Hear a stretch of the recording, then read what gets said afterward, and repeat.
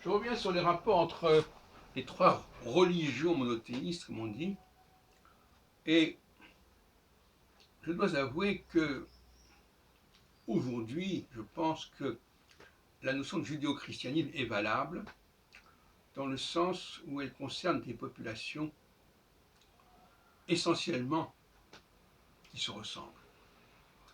Parce que globalement, un juif ressemble à un non-juif européen, caucasien. On ne le distingue pas. En tout cas, on ne le distingue pas plus qu'un espagnol serait distinct d'un allemand, etc. Et il n'en est pas de même pour les Arabes, et encore moins pour les Africains et les Asiatiques.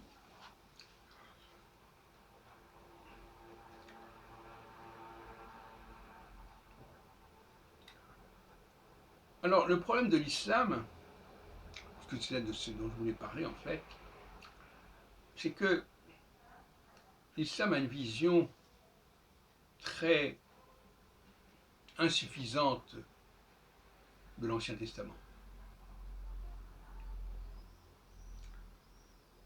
Il faut dire qu'il y a du recul, puisque l'islam apparaît au 7e siècle.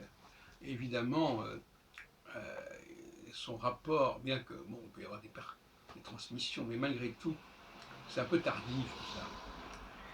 Et, par exemple, l'islam ne comprend pas,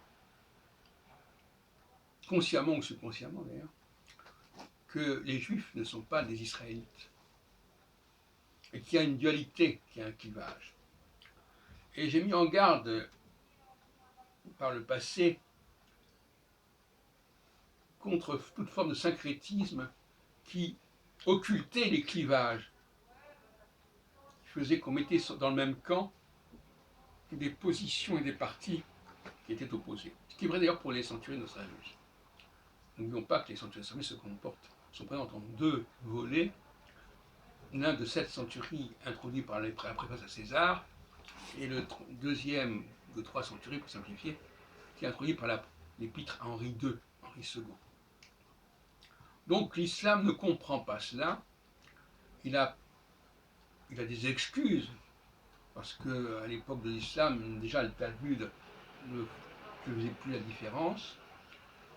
Donc l'islam ne connaît le judaïsme que par le biais du Talmud peut-être, moi je ne sais pas. En tout cas, il le connaît mal,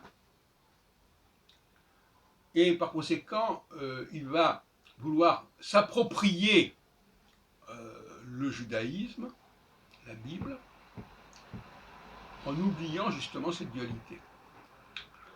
Et vous savez, j'en ai parlé pour Nostradamus, quand on ne connaît pas les dualités, les faussaires font des graves erreurs, parce qu'ils mélangent le vrai et le faux, le vrai et la contrefaçon. Ce qui n'est pas le cas, quand on parlait du christianisme, qui lui, même si les chrétiens aujourd'hui n'en sont pas pleinement conscients, véhicule malgré tout cette dualité, et c'est remarqué notamment par Jésus quand il dit « Je suis venu pour les brebis perdues d'Israël ». Et Israël, ce ne sont pas les Juifs, puisque les Juifs sont là, et ils ne sont pas perdus, c'est les brebis perdues d'Israël, c'est-à-dire les tribus du Nord qui ont été disséminées, conquises au 8e siècle avant notre ère, et qui continuent à être là, mais dispersées, disséminées, etc.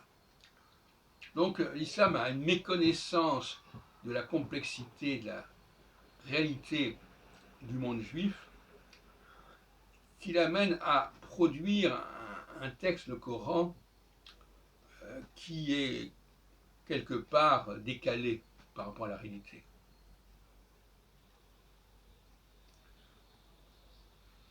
C'est pourquoi nous préférons, en ce qui concerne le christianisme, parce que le christianisme s'inscrit dans une cohérence diachronique. Ce sont les héritiers des Israélites, très bien. Les Israélites, c'est une chose, les Judéens. Donc, un juif n'a pas de problème à reconnaître que les chrétiens sont des Israélites. Mais en revanche, par rapport à l'islam, comme il n'y a pas cette dualité, comme l'islam ne reconnaît pas, ne connaît même pas, n'a même pas conscience de ce que sont les Israélites, eh bien, on est dans la pleine confusion.